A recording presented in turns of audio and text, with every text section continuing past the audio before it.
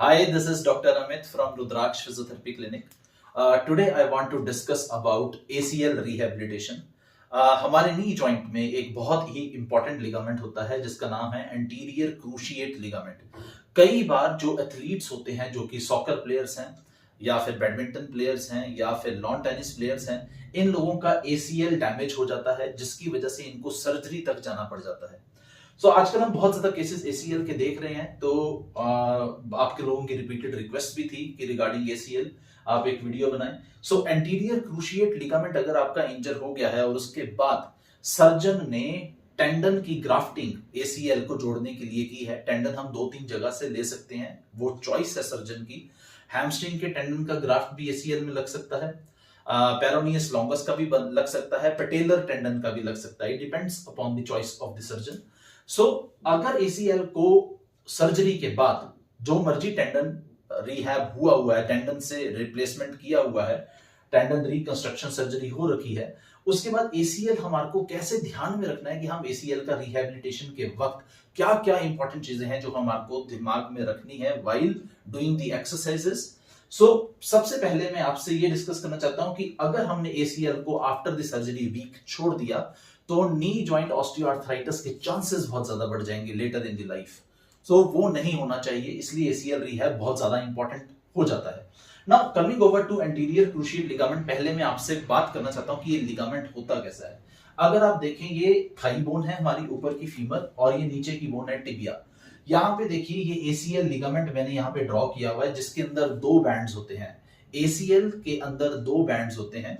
एक होता है एंटीरोमीडियल बैंड जो कि ये ब्लू कलर में दिखाया हुआ है मैंने, this is known as anteromedial band. और एक बैंड होता है जो कि रेड कलर में मैंने यहाँ पे फोकस किया हुआ है, this is known as posterolateral band.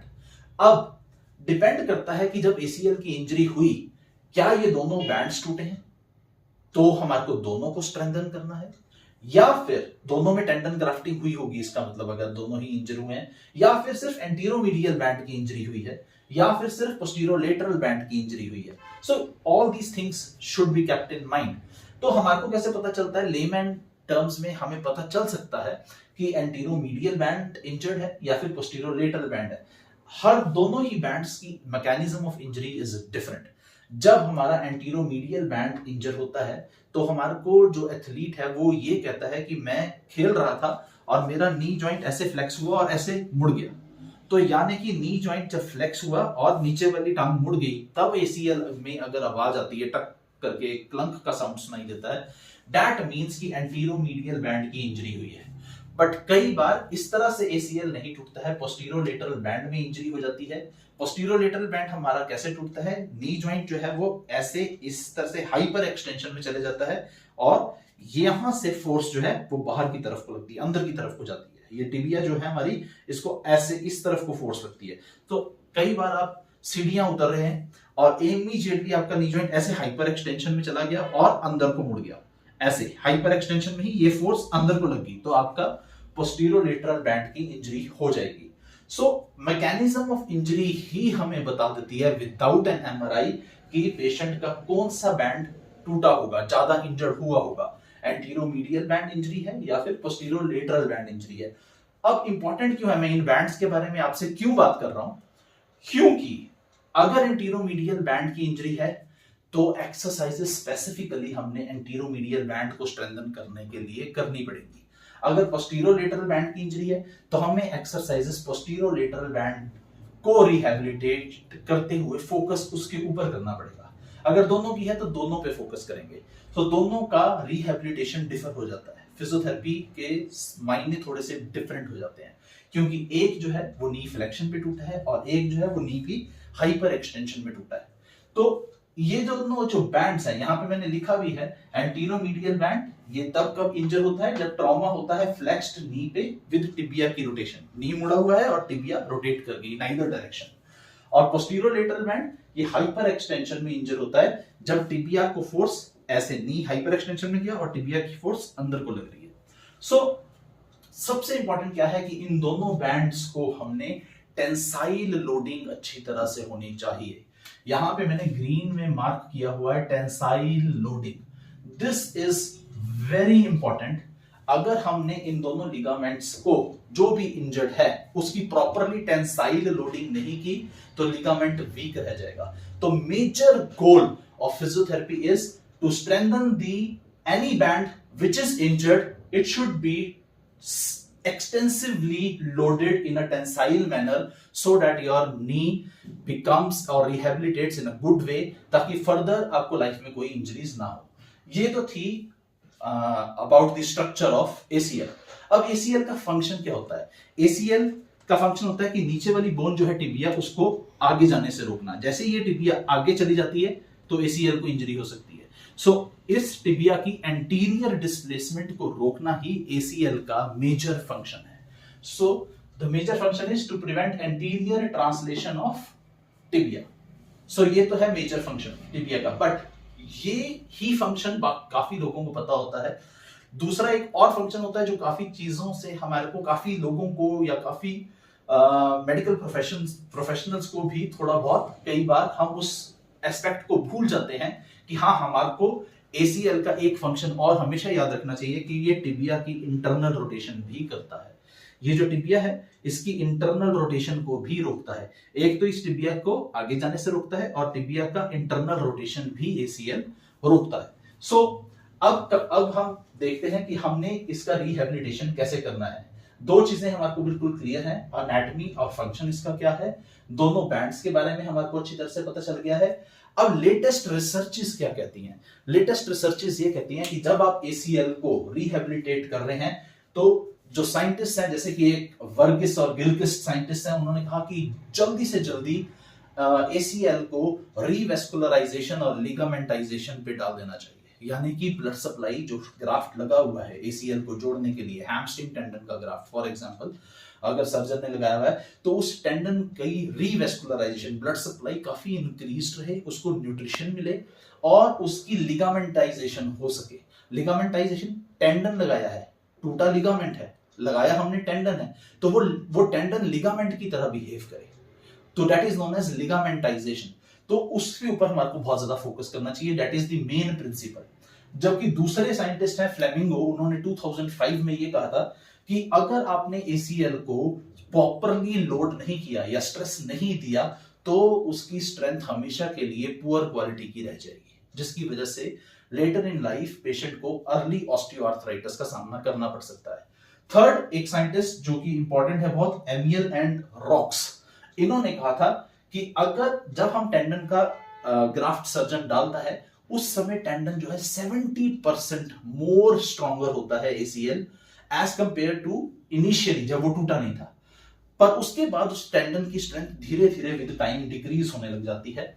इसलिए टेंडन को न्यूट्रिशन, ग्राफ्ट को न्यूट्रिशन बिल्कुल एडिक्वेट टाइमिंग पे मिलते रहना चाहिए। तो rehabilitation should focus that graft को न्यूट्रिशन की कमी ना हो। सो अब इन सारी चीजों के बेसिस के ऊपर मैं थोड़ा सा आपको बताना चाहता हूं। If you see this graph जो मैंने यहां पे बनाया है, this vertical axis is showing the strength of the ligament और द टेंडन, एंड ये जो है हॉरिजॉन्टल एक्सिस यहाँ पे टाइम है जो कि मंथ्स में मैंने डिवाइड किया है। अगर आप देखें जब ACL की सर्जरी सर्जन कर देता है तो आप देखिए जैसे ही first month, this is first month, you can see fixation strength जो है बहुत कम है। अभी जो है आपने ACL को एक टेंडन से जोड़ा है और आप सर्जरी रूम से बाहर आए हैं तो फर्स्ट वीक में फिक्सेशन स्ट्रेंथ देखिए कितना कम है, around first week it is very कम, very less. So this is at first week, the strength is very less. फिर 3 months में उसकी फिक्सेशन स्ट्रेंथ जो है वो थोड़ी सी बढ़ जाती है। तो जो फिक्सेशन स्ट्रेंथ है वो धीरे धीरे बढ़ती है, जबकि जो टेंडन है, जो हमने टेंडन ACL के साथ जोड़ा है, उसकी स्ट्रेंथ इनिशियली बहुत हाई होती है बट वो धीरे धीरे डिक्रीज होने लग जाती है। इसका मतलब अगर हम देखें तो हम तो फंस गए कि अब हम क्या करें, फिक्सेशन स्ट्रेंथ वीक है अभी और अभी टेंडन पे हम ज्यादा लोड नहीं कर सकते अर्लियर। तो वो हमारे को बहुत ध्यान में रखना है कि हम टेंडन को इमीडिएटली लोडिंग पे नहीं डालेंगे। अगर हमने ज्यादा लोडिंग की टेंडन की तो वो डैमेज हो सकता है, इंजरी हो सकती है टेंडन को, जो हमने वहां पे ग्राफ्ट लगाया जिस टेंडन का, और क्योंकि वो फिक्सेशन स्ट्रेंथ उसकी अभी वीक है। पर धीरे धीरे जैसे जैसे टाइम पास करेगा टेंडन की स्ट्रेंथ डिक्रीज करेगी। हमने वो भी रखना है दिमाग में कि हम टेंडन को किसी तरीके से वीक ना होने दें, ये भी ध्यान में रखना है। तो हमारे को एक ऐसा फिजियोथेरेपिस्ट को एक ऐसा पेशेंट के साथ मैच करनी पड़ती हैं टाइमिंग्स, कि हम जल्दी से जल्दी फिक्सेशन स्ट्रेंथ को भी हम ध्यान में रखें और टेंडन की स्ट्रेंथ भी अर्ली से अर्ली हम स्ट्रॉन्ग करना शुरू कर दें टेंडन को, सो दैट टेंडन जो है वो वीक ना रह जाए। तो इस कंसेप्ट को देखते हुए हमें एक्सरसाइजेस जो हैं वो बहुत ध्यान से चूज करनी पड़ती हैं। बहुत ज्यादा साइंटिस्ट ने ये बोला है कि एसीएल जो है वो कई बार एसीएल की जो इंजरी है उसमें दो तरीके से एसीएल काम करता है। जैसे कि अगर आप देखें कि 0 डिग्रीज जब आप नी फ्लेक्शन पे हैं यहां पे, तो आपका मेजर स्टेबलाइजर जो है वो पोस्टीरोलेटरल बैंड बन जाता है। तो नी को स्टेबिलिटी सबसे ज्यादा कौन देता है? इस वक्त 0 डिग्री से नी मुड़ा नहीं हुआ तो पोस्टीरोलेटरल बैंड जो है वो स्टेबिलिटी दे रहा है नी को।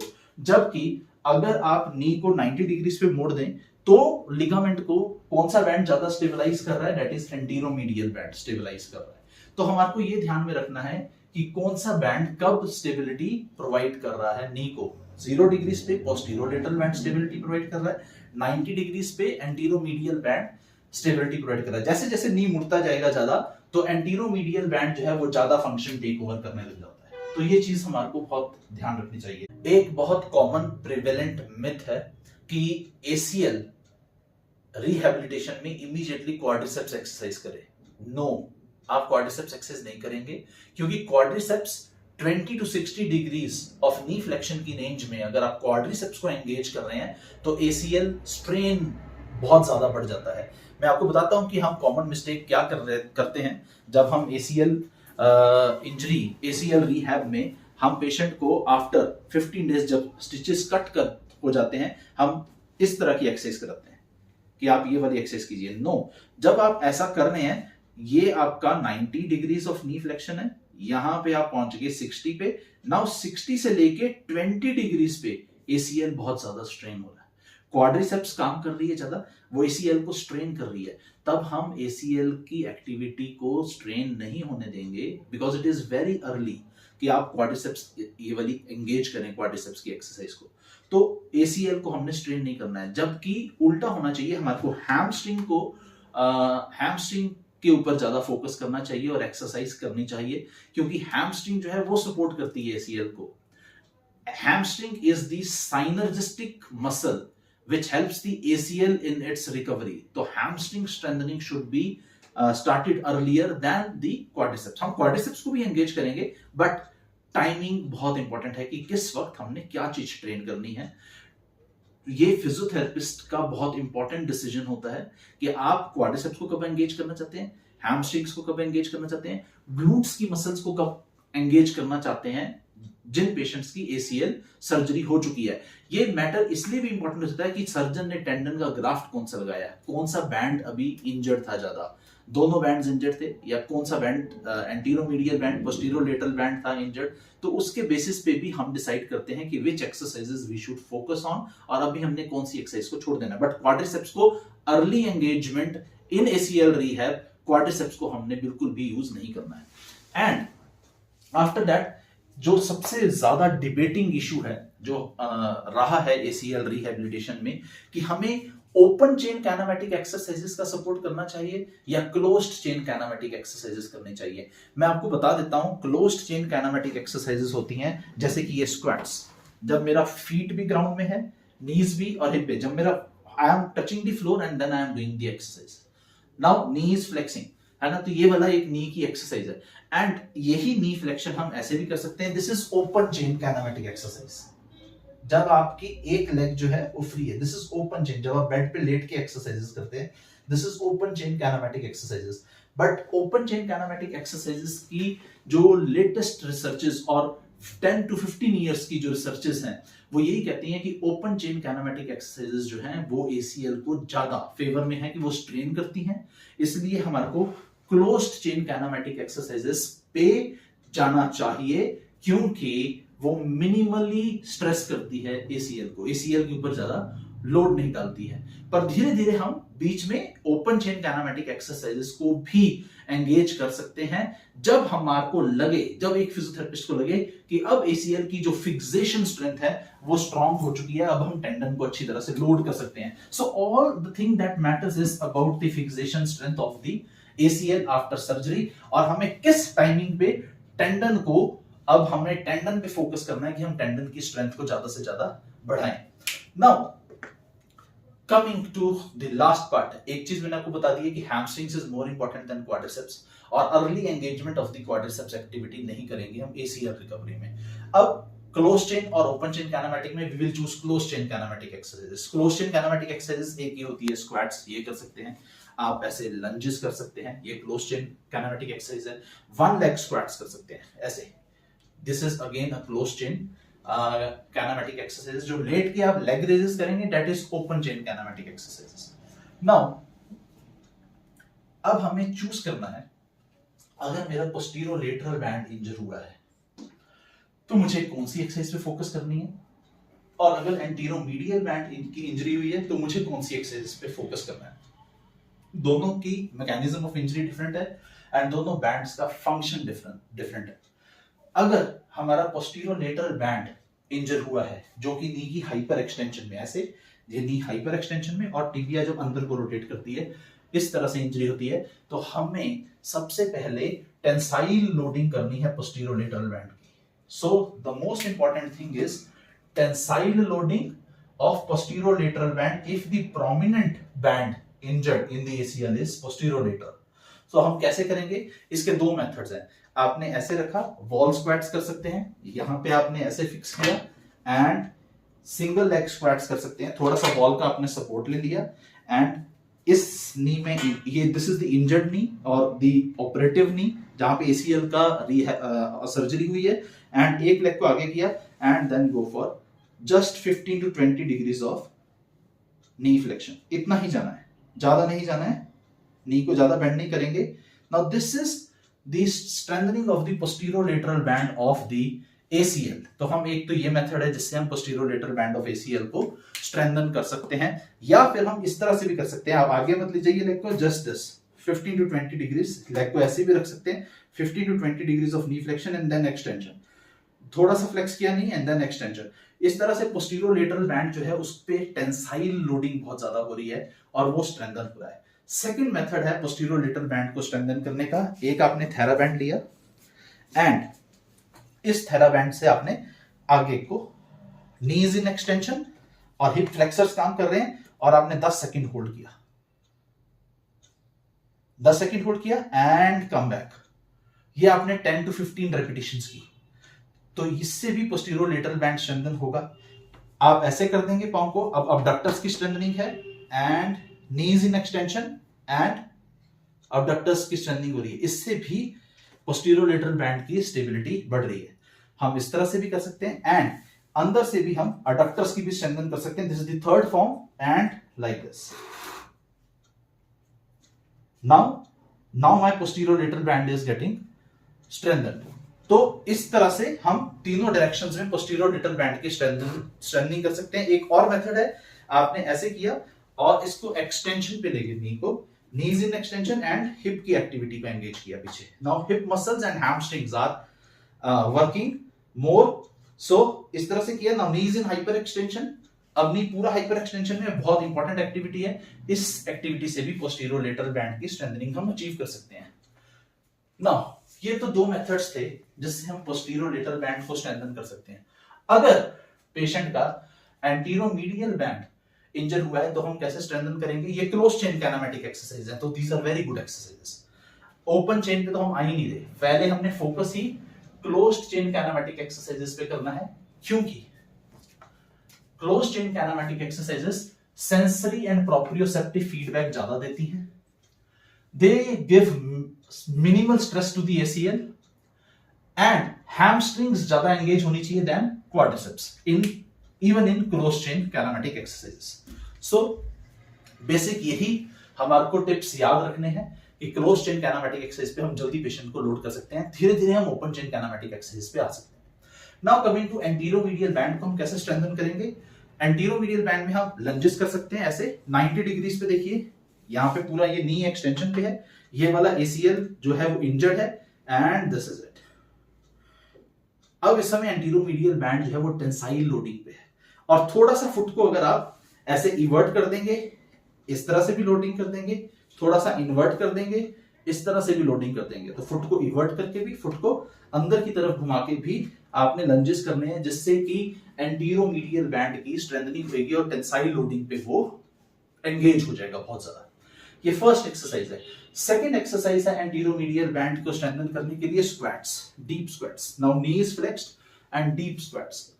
पहले जो हम कर रहे थे 0 to 10 डिग्रीज पे अगर आप इतना ही स्क्वाट करेंगे तो पोस्टीरियोलेटरल बैंड ज्यादा एंगेज होगा, बट अगर आप डीप स्क्वाट्स पे जाएंगे तो एंटीरोमीडियल बैंड की स्ट्रेंथनिंग होगी। तो एंटीरोमीडियल बैंड की स्ट्रेंथनिंग हम इस तरह से भी अचीव कर सकते हैं।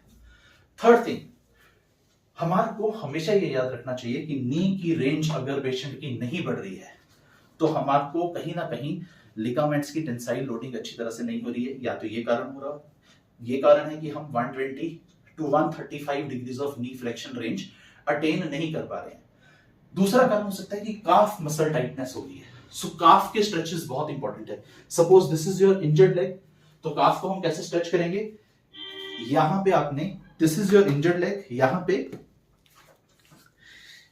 ये right leg is the injured leg, यहां पे एसीएल का ग्राफ्टिंग हुआ है, एंड ये हमने आगे रखा, इस लेग को पीछे रखा। अब आप पिछली लेग का हील जो है वो नहीं उठाएंगे, हील को रेज नहीं करेंगे एंड नी को फ्लेक्स करेंगे अगली लेग पे।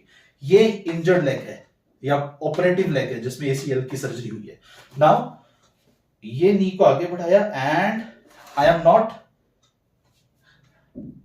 लेटिंग my heel to lift up from the ground, और ये नी जो है ये बेड के साथ टच कर रहा है। Now my calf is stretching.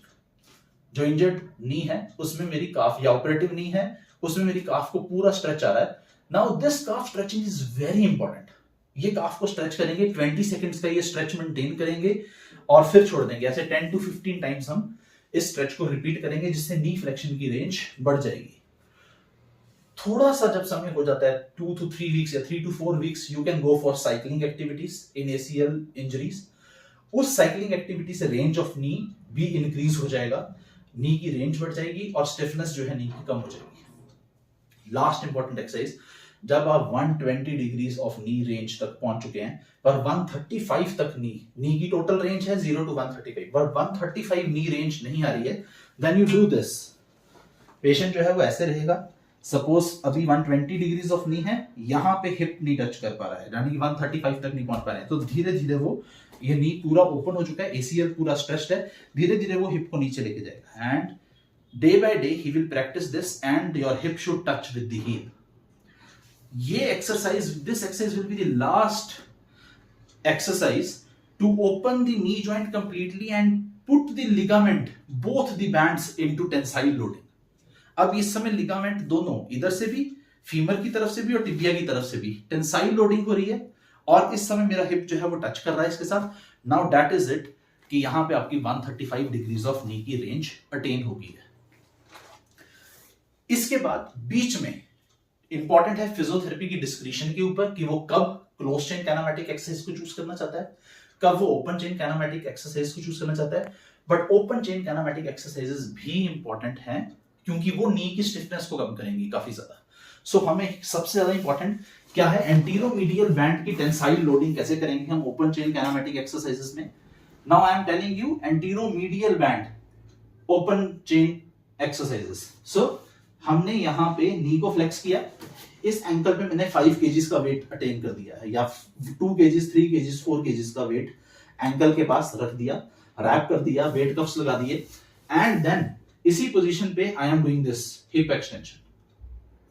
एक तो इससे क्वाड्रिसेप्स स्ट्रेच करेगी बहुत ज्यादा, क्वाड्रिसेप्स रिलीज होगी, नी का रेंज बढ़ेगा, एंड टेंसाइल लोडिंग होगी एंटीरोमीडियल बैंड की। Now this is the activity जो हमने एंकल के पास 4 kgs, 5 kgs according to the patient's tolerance और द स्ट्रेंथ हमने ऐसे करना है, और हिप एक्सटेंशन करना है। ये एंटीरोमीडियल बैंड को टेंसाइल लोडिंग करेगा।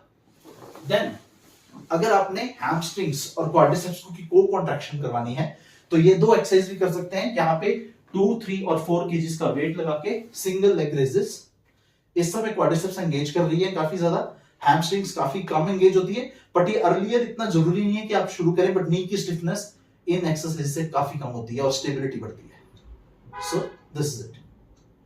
ये वाली एक्सरसाइज भी आप कर सकते हैं, एंड ये साइड लेग रेजेस भी आप कर सकते हैं, this side leg raises.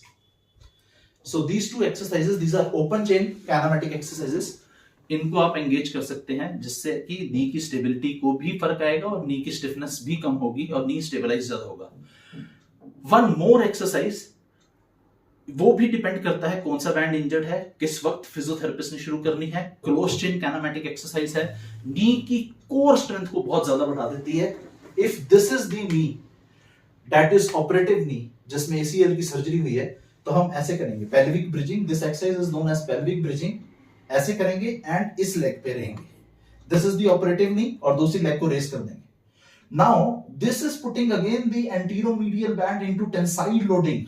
This is again a closed kinematic chain exercise, जिसमें एंटीरोमीडियल बैंड की टेंसाइल लोडिंग हो रही है और नी के सारे लिगामेंट्स एक ही वक्त पे काम कर रहे हैं और नी का कोर स्ट्रेंथ बढ़ा रहे हैं। Very important exercise for ACL recovery. I think कि मैंने मैक्सिमम आप लोगों को बता दिया है कि क्या इंपॉर्टेंट टिप्स होते हैं एसीएल रिकवरी के लिए जो हमें देखने चाहिए और कैसे हम उसको रिहेबिलिटेट कर सकते हैं। टाइमिंग बहुत ज्यादा मैटर करती है, फिजियोथेरेपिस्ट की डिस्क्रिशन बहुत ज्यादा मैटर करती है कि हमें कौन सी एक्सरसाइज कब करानी है। पेशेंट टू पेशेंट वेरी करता है। कई बार ओपन चेन काइनेमेटिक एक्सरसाइजेस जल्दी शुरू करनी पड़ती है और हम क्लोज चेन काइनेमेटिक एक्सरसाइजेस बाद में शुरू करते हैं। वो केसेस पता है कौन से होते हैं? वो केसेस होते हैं जब आपके एसीएल के साथ साथ मेनिस्कस इंजरी भी हो रखी है। कई बार medial collateral ligament, meniscus injury और एसीएल तीनों इकट्ठे टूटते हैं। मोस्ट कॉमन इंजरी है ये नी की। एसीएल अकेला टूटता ही नहीं है, मेनिस्कस या एमसीएल हमेशा टूट जाता है साथ में। अगर मेनिस्कस भी इंजर्ड है तो पोस्ट ऑपरेटिवली 15 दिन की स्टिचेस के बाद, जो मैंने आपसे पहले कहा था कि क्लोज चेन काइनेमेटिक एक्सरसाइज पे फोकस करेंगे, नहीं करेंगे क्योंकि मेनिस्कस का पेन बढ़ जाएगा। मेनिस्कस इज शॉक एब्जॉर्बर और आप उसको शॉक दे रहे हो, उसमें सूचनिंग हो रखी है, अंदर रिपेयर किया हुआ मेनिस्कस को, तब आप ओपन चेन काइनेमेटिक एक्सरसाइज पे फोकस पहले करेंगे। सो अदर एसोसिएटेड इंजरीज को भी ध्यान में रखना पड़ता है, टाइप ऑफ ग्राफ्ट को भी ध्यान में रखना पड़ता है, पेशेंट की मसल स्ट्रेंथ को भी ध्यान में रखना पड़ता है, सूचर्स कितने हील हुए हैं, टेंडन कौन सा डाला है सर्जन ने, उसको भी ध्यान में रखना पड़ता है। तब एक एक्सरसाइज रेजिम तैयार होता है। Thank you so much.